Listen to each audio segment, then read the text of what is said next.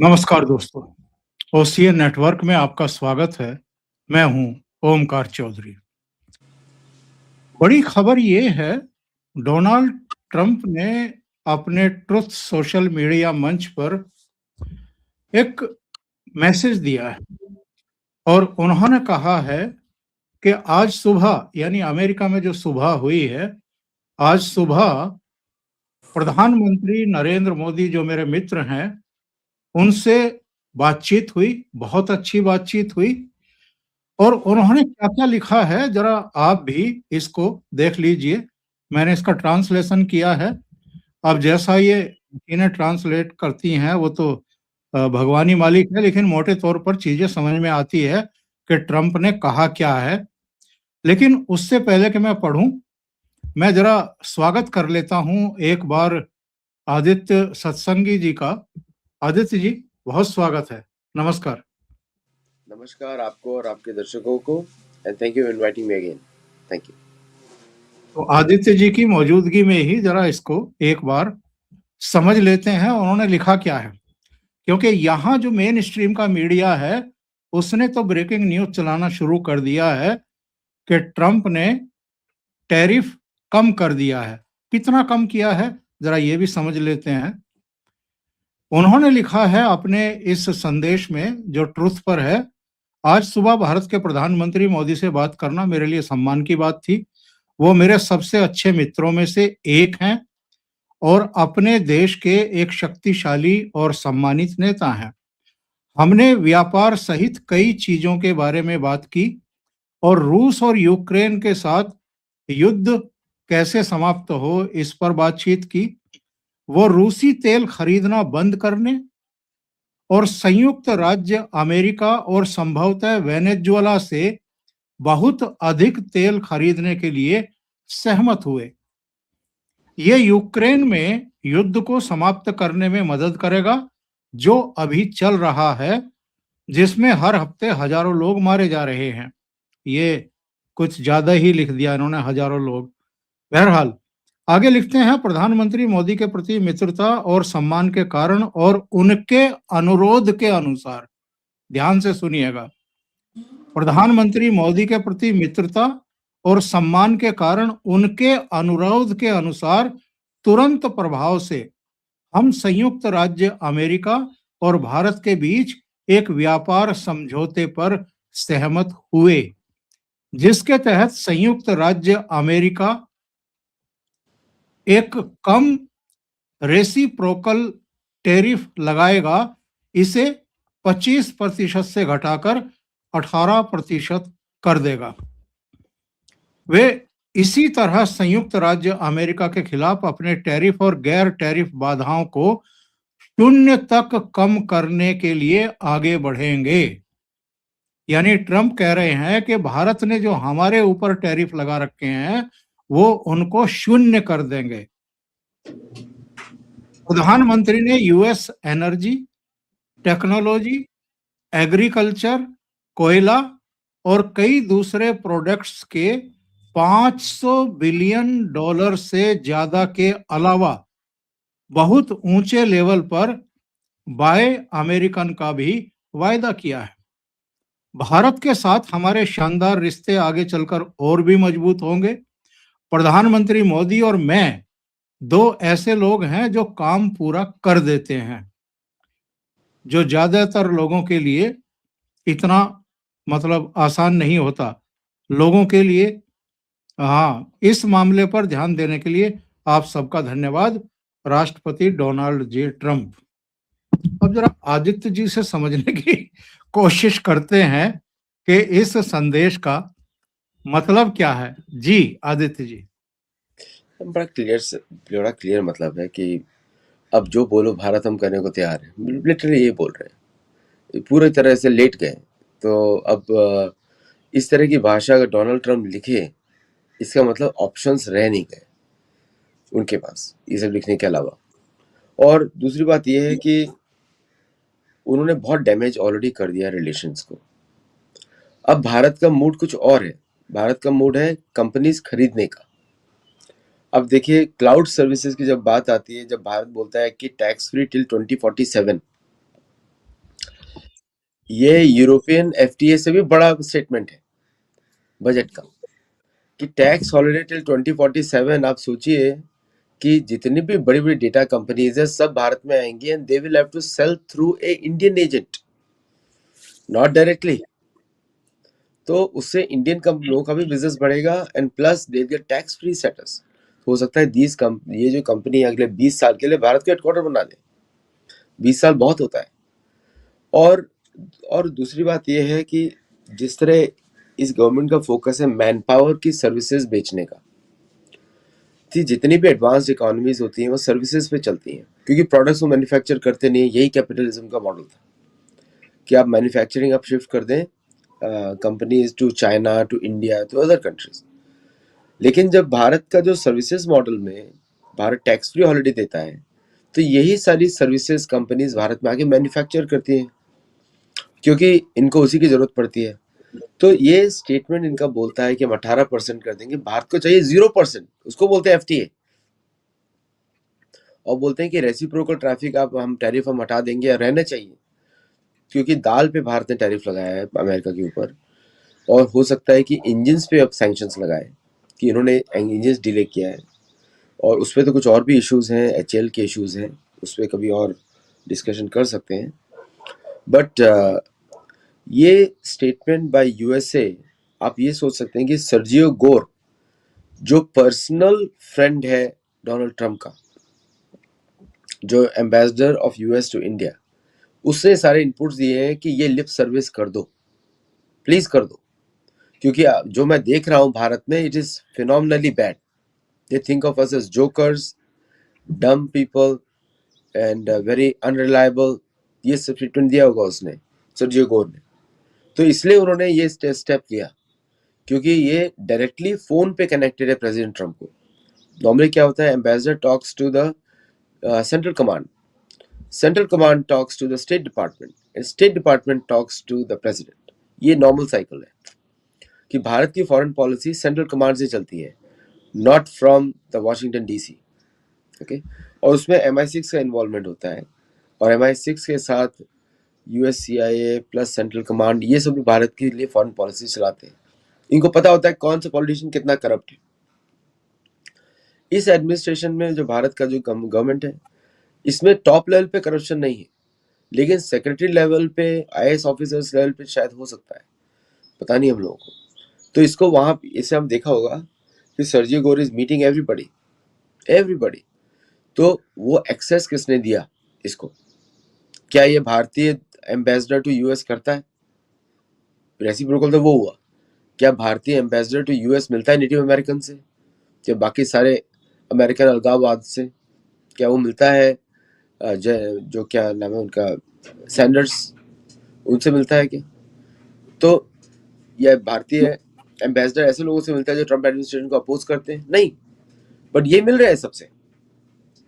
सो इसलिए the thing is, ये पूरा मुझे लिप सर्विस ही लगता है, और प्रेसिडेंट और प्रधानमंत्री मोदी उसको उसी तरह लेने वाले हैं।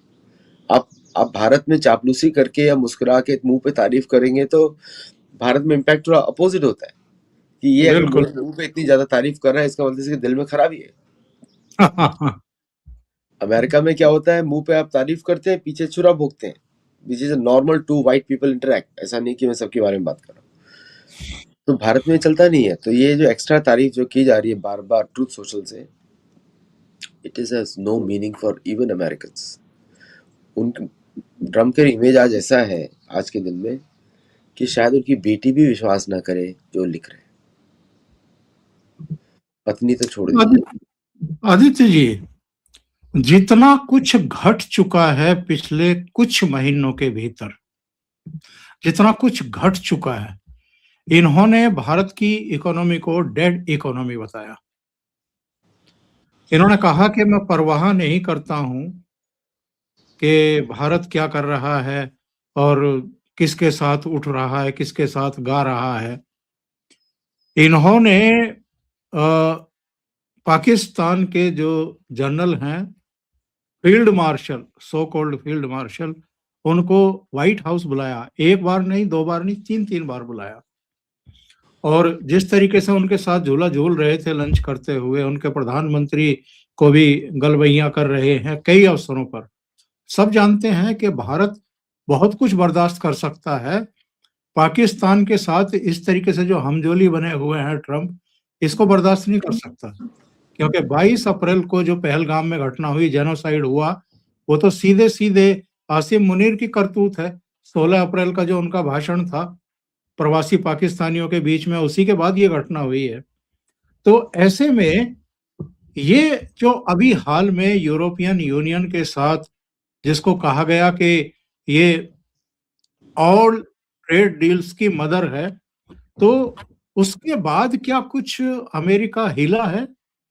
या कल एक एलन मस्क का एक ट्वीट आया था, उन्होंने कहा कि वैश्विक जीडीपी में अकेले भारत और चीन का योगदान 43% का है और अमेरिका का केवल 9.9% है, 10% के आसपास है। भारत उससे ऊपर है, 17 दशमलव कुछ प्रतिशत उसका योगदान है। तो क्या ये सारी चीजें अगर जब हम समग्रता में सोचते हैं, तो अमेरिका को लग रहा है अंदरूनी समस्याएं, घरेलू समस्याएं, कई तरह की मुश्किलें, उनको लग रहा है कि चीजों को अब थोड़ा स्मूथ किया जाए और लाइन अप किया जाए, नहीं तो शायद बहुत देर हो जाएगी। देखिए क्या है कि अमेरिका जा चुका है। पहली बात तो अमेरिकन एडमिट करते हैं। आप मुझे बताइए 250 मिलियन की पॉपुलेशन कितना कंज्यूम कर सकती है? मैं 300 नहीं, 330 नहीं बोल रहा हूँ, 250 बोल रहा हूँ, समझ के 250 बोल रहा हूँ। ये 250 मिलियन की पॉपुलेशन कितना कंज्यूम कर सकती है? पेट तो इतना ही सही होता है ना, कितना खाओगे और कितना ओन कर सकते हो।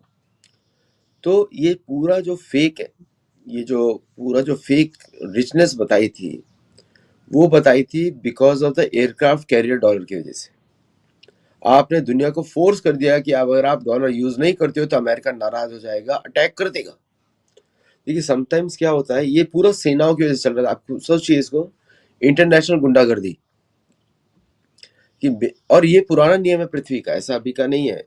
ऐसे बोलते हैं ना, वीर भोग्य वसुंधरा, ये हमारे शास्त्रों में पहले से लिखा हुआ है। इसलिए हमारे राजा हमेशा कोई अश्वमेध यज्ञ करता था, कोई राजसूय यज्ञ करता था, वो करते थे क्योंकि वो जरूरी है सनातन धर्म को मेंटेन करने के लिए। हम लोग भूल गए, हमको बोला कि नहीं, हमने किसी पर आक्रमण नहीं किया, हम कभी दूसरों की सीमा में देखते नहीं। ये सारी सीमाएं तो अंग्रेजों ने बनाई है। भारत की नेचुरल सीमा तो वियतनाम से लेके सीरिया तक जाती है। हर जगह लड़ना चाहिए भारत को। नारद मुनि तो पूछते हैं ना उसको, उनको युधिष्ठिर महाराज को कि क्या तुम निरंतर युद्ध करते हो? बोलते हैं करते हैं। तो हमारा फिलॉसफी अलग है, हमारा माइंडसेट अलग है। और इन लोगों को लग रहा है कि आज इस सेना का भी प्रयोग नहीं कर सकते।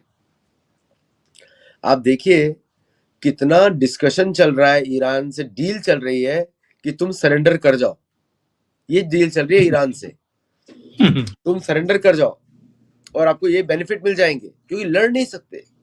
एक एयरक्राफ्ट कैरियर डूब गया, आप सोचिए उस दिन अमेरिका सदमे में आएगा, बोलेगा अमेरिका इज ओवर।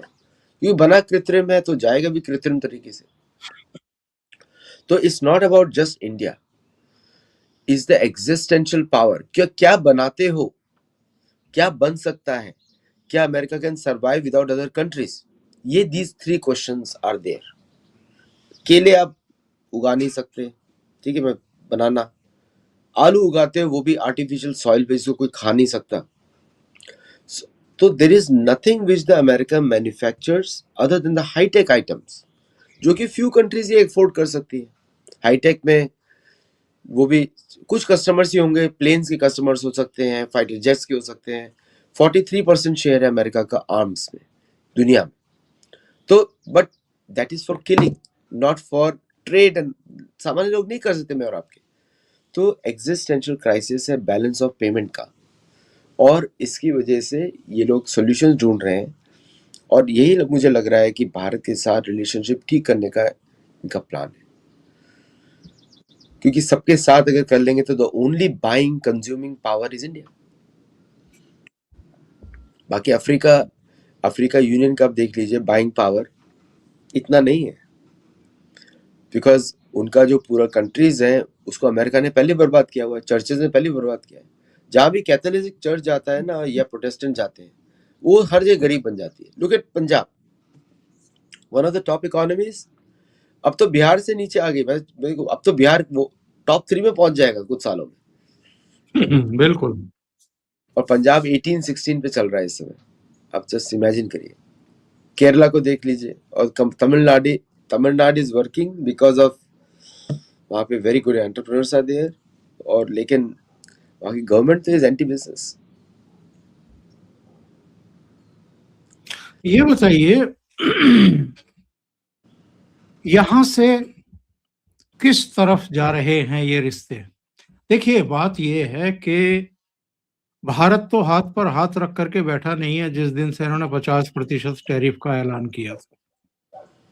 भारत तो लगातार जहां-जहां कंज्यूम हो सकता है, जहां-जहां डिमांड हो सकती है, हम एक्सपोर्ट कर सकते हैं, उन सब देशों से किया। करीब 18-19 देशों से टैरिफ साइन हो चुकी या ट्रेड जो आपकी एफटीए है वो साइन हो चुका है या साइन होने की स्थिति में आ रहा है। तो भारत को तो किसी तरह की कोई परेशानी है नहीं, और जो अभी यूरोपियन यूनियन से हुआ है वो भी है ही। उससे पहले पुतिन होकर के गए ही हैं। यानी ब्रिटेन, नॉर्वे और स्विट्जरलैंड जो यूरोपियन यूनियन का हिस्सा नहीं है उनके साथ भी हो चुका, थोड़ा अलग अलग शक्ल में हो चुका है। तो भारत को तो कोई किसी तरह का नुकसान, एक्सपोर्ट बल्कि बढ़ ही गया, 12-14% बढ़ गया उसका। तो अब सर्वाइवल अमेरिका का की चिंता है, भारत की तो नहीं है। और उसमें भी अगर ये इस तरह की लैंग्वेज में वो संदेश देते हैं तो ठीक है, वो बता रहे हैं कि हम सरेंडर कर रहे हैं, हम घुटनों पर आ रहे हैं, लेकिन हमारी शर्तों पर हो रहा है, ये भी इंडिकेशन देने की कोशिश कर रहे हैं कि भारत हमारे ऊपर जो टैरिफ लगाए हुए हैं वो शून्य कर देगा, रूस से तेल खरीदना बंद कर देगा। क्या ये प्रैक्टिकल है कि रूस से बिल्कुल तेल खरीदना बंद कर दे? क्या वेनेजुएला में इतनी पावर है, इतनी ताकत है, इतना तेल उत्पादित करता है कि जो भारत की ज़रूरतें हैं वो पूरी कर देगा? ये तो संभव ही नहीं है, प्रैक्टिकली संभव नहीं है कि रूस से हम तेल खरीदना शून्य कर दें। देखिए, भारत को ये समझना चाहिए कि ये लोग मैकिन्डर हार्टलैंड थ्योरी पे काम कर रहे हैं। तो डीप स्टेट का सबसे बड़ा एनिमी, मतलब चर्च ऑफ इंग्लैंड का सबसे बड़ा एनिमी जो है रशिया है। यूएस को तो किसी भी वक्त पकड़ के मार सकते हैं। I believe me what I am saying, क्योंकि वो चर्च ऑफ इंग्लैंड बहुत पावरफुल है, वही चलाता है, उसी ने कॉलोनाइज करके रखा हुआ है अमेरिका को। तो इनकी लड़ाई है रशिया से और भारत की दोस्ती है रशिया से। तो रशिया को मारना है किसी भी तरीके से। भारत का एक स्टेटेड पोजीशन है, under any condition they will not let Russia go down, क्योंकि वो भारत के लिए सिक्योरिटी पॉलिसी है। आप सोचिए, अगर रशिया नहीं होता तो ये लोग तो सीधा चढ़ के आते भारत के ऊपर। इनका बिल्कुल। चाइना से कोई दुश्मनी नहीं है। तो ये स्वीट टॉक जो है ये हाइड कर रही है the evilness against Russia for them. और भारत तो, आप सोचिए कल को ये अगर वेनेजुएला का तेल पे भारत ज्यादा डिपेंड, तो वैसा होगा नहीं, हुआ भी तो कब सैंक्शन लग जाएंगे किसी को पता नहीं। पता लगा वॉर चल रहा है, बीच में तेल आना बंद हो गया। तो what he is talking is Rahul Gandhi, he is the Rahul Gandhi of America, unfortunately is in power. तो भारत के लिए क्या है जरूरी है कि वो तो मुझे मालूम है ऐसे ही करेंगे। Bharat will never leave Russia. Bharat is security policy. वो हरदीप सिंह पुरी को थोड़ा सा सस्ता तेल दिख गया होगा, खरीद लिया अभी, इसमें क्या है। तो डिस्काउंटेड ऑयल है, below the industry price, why will India not buy it. But इससे ज़्यादा हमको देखना नहीं चाहिए। और रशिया के साथ तो भारत का, देखिए बड़ा फनी थिंग है, वेनेजुएला ने बेचा, वेनेजुएला का ऑयल अमेरिका ने भारत को सस्ते में दिया, रशिया ने वही ऑयल भेज दिया चाइना को, सब लोग हैप्पी। ओके अब कल को इसका रेट्स ऊपर जाएगा, Bharat will buy from Russia, China will buy from Venezuela. तो यहाँ पे भारत और चाइना और रशिया एक साथ ही काम कर रहे हैं। Okay they Donald Trump and America has forced India to, मतलब एशियन यूनिटी उन्होंने ला दी है एक तरीके से। आदित्य जी, जितना ये गुड़ गोबर किया है ट्रंप ने हाल के महीनों में, उसके बाद भारत कभी ट्रस्ट कर पाएगा उन पर? बिल्कुल नहीं कर सकता। इन पे तो इनके परिवार वाले ट्रस्ट नहीं करते, आप कैसे ट्रस्ट तो बहुत बड़ी बात होती है। ट्रस्ट तो बेटे और माँ के बीच में होता है, बच्चे, छोटे बच्चे और माँ के बीच में होता है ट्रस्ट। ट्रस्ट तो बहुत बड़ी बात होती है। ये ट्रांजैक्शंस है।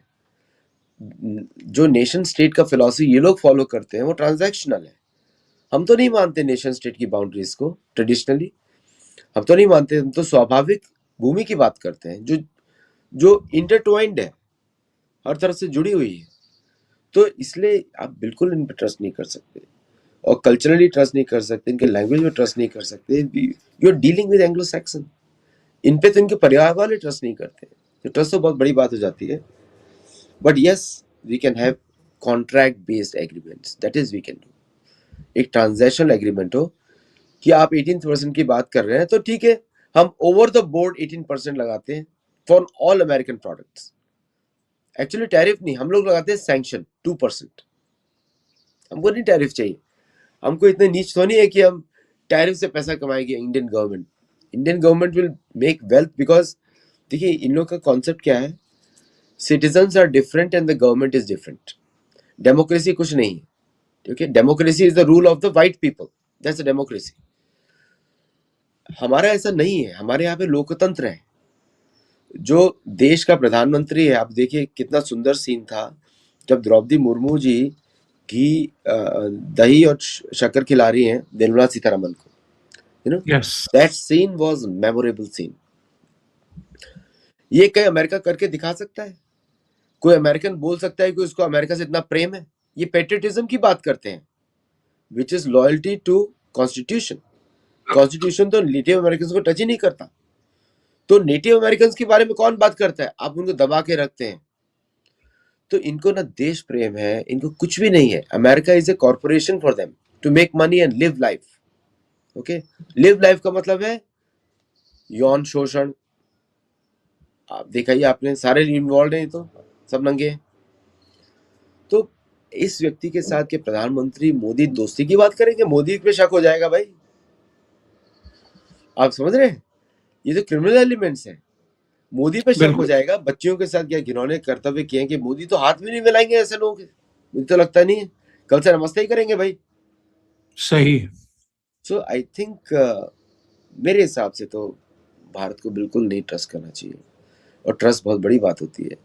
ट्रांजैक्शंस करें, सैंक्शन पॉलिसी रहे कि आप 2% सैंक्शन लगाएंगे, क्योंकि sanctions they will pay, tariffs you will pay, there is a difference.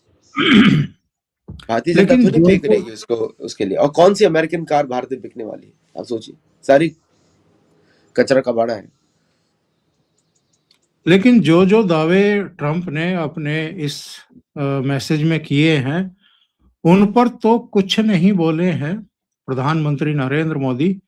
पर 11:02 पर रात्रि में उनका एक ट्वीट आया है, और इस ट्वीट में उन्होंने क्या कहा है वो भी जरा देख लीजिए। वो जी, ये मोदी जी का ट्वीट है। इसमें उन्होंने सिंपल सा लिखा है, आज अपने प्यारे दोस्त राष्ट्रपति ट्रंप से बात करके बहुत अच्छा लगा। खुशी है कि अब मेड इन इंडिया प्रोडक्ट्स पर टैरिफ 18% कम हो जाएगा। इस शानदार घोषणा के लिए भारत के 140 करोड़ लोगों की तरफ से राष्ट्रपति ट्रंप को बहुत-बहुत धन्यवाद। जब दो बड़ी अर्थव्यवस्थाएं और दुनिया के सबसे बड़े लोकतंत्र एक साथ काम करते हों, तो इससे हमारे लोगों को फायदा होता है और आपसी फायदे वाले सहयोग के लिए बहुत सारे मौके खुलते हैं। वैश्विक शांति, स्थिरता और समृद्धि के लिए राष्ट्रपति ट्रंप का नेतृत्व बहुत जरूरी है। भारत शांति के लिए उनके प्रयासों का पूरा समर्थन करता है। मैं अपनी पार्टनरशिप को नई ऊंचाइयों पर ले जाने के लिए उनके साथ मिलकर काम करने के लिए उत्सुक हूं। ये उनकी तरफ से एक औपचारिक, कहना चाहिए कि ट्वीट आया है आदित्य जी। इसमें जो जो जी, जी। जो डींगे हाँकी है ट्रंप ने, अभी मोदी जी ने उन पर कुछ नहीं कहा है। इसको दूसरे तरीके से पढ़िए, इसको पढ़िए कि now I am going to increase sanctions on you. अभी जो भी आपने बोला है, आपका शांति का प्रयास, क्योंकि शांति कर नहीं सकते कोई भी, न हाँ, भारत चाहता है शांति, न रशिया चाहता है शांति, न, लेकिन प्रवचनबाजी सब जगह से चलेगी, क्योंकि हाँ, वही करना चाहिए। तो और भारत तो भी खुद ही एक्शन लेने वाला है, तो वो बोल रहे हैं कि जब हम एक्शन लेंगे तो चुप रहना। तो अभी हम आपको खुश कर रहे हैं, तब आप खुश चुप रहना। इन्होंने देखिए पूरा जो ईरान के अगेंस्ट तामझाम लगाया है, आप इसको सिर्फ ईरान के जैसे मत देखिए, ये it can be use for Pakistan also. ये देखिए मिलिट्री थ्रेट हर तरीके से होती है। तो भारत के लिए ये सब खतरा है, क्योंकि दी प्रॉब्लम है कि कौन नहीं झुक रहा है। ओनली वन कंट्री नहीं झुक रही है, भारत, बाकी सब तो झुक रहे हैं। तो इसलिए प्रधानमंत्री मोदी का बड़ा कैलकुलेटेड स्टेटमेंट है। 18% की बात करें टैरिफ, तो वो तो आप चाहे 100% कर दो, आपके ऊपर ही तो है। बिल्कुल। हम लोग तो नहीं अपना प्राइसेस रिड्यूस करने वाले। सो आई थिंक इट्स ए, प्रधानमंत्री मोदी का स्टेटमेंट एकदम सही है, एक्चुअली वैलिड स्टेटमेंट है। ऐसे ही रहेगा, ये ऐसे ही चलने वाला है पूरा।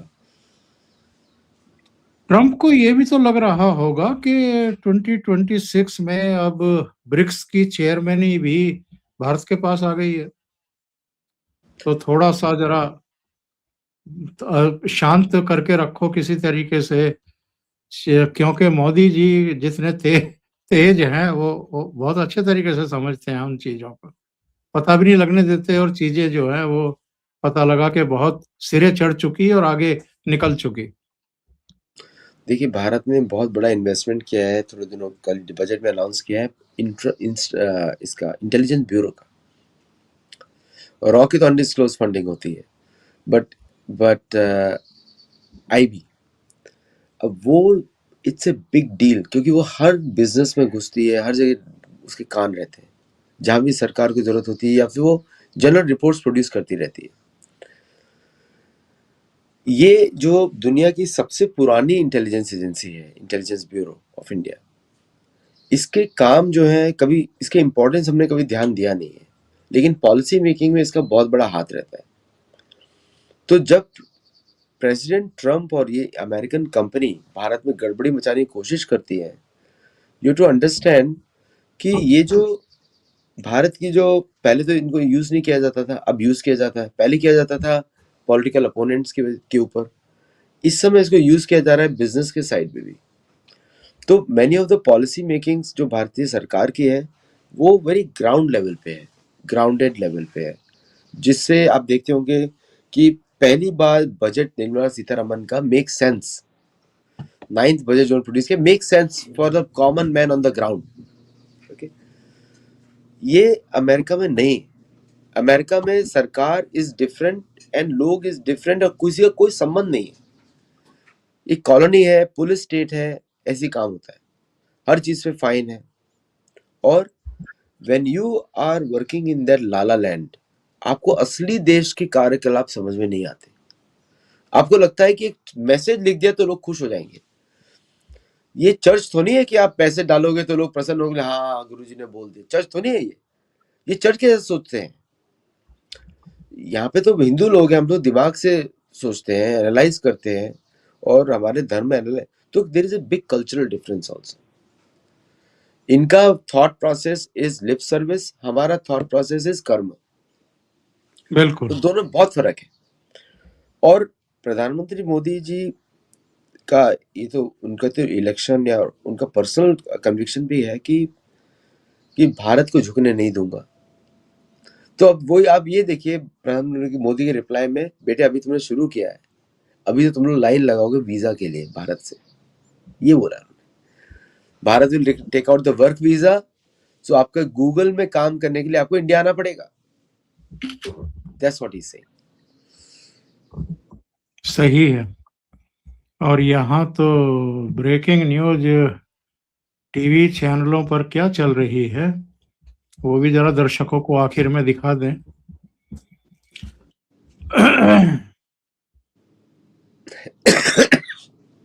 अमेरिकी राष्ट्रपति ने पीएम मोदी को किया फोन।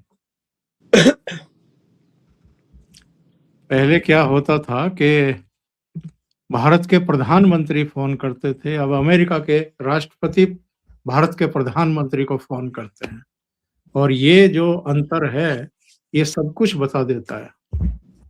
सब कुछ बता देता है। एक्चुअली थोड़े महीनों में भारतीय foreign minister, external affairs minister will be the main spokesman to talk to president of United States, कि कॉलोनी है।